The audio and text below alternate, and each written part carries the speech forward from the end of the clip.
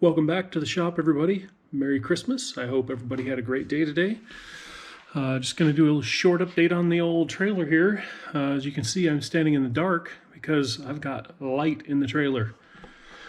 I've got upper storage.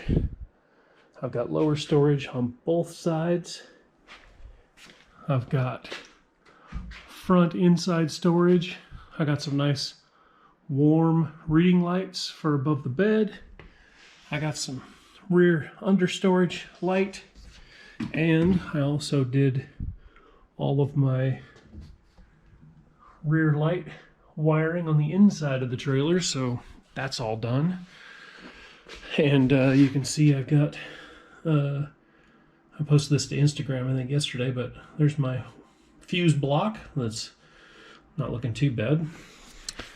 Anyway, I got some lights done. And and here's the next thing. So I've got an exterior light on here, and we'll just shine over here. Wow. Yep, that sucker is super bright. So I'm pretty happy with that.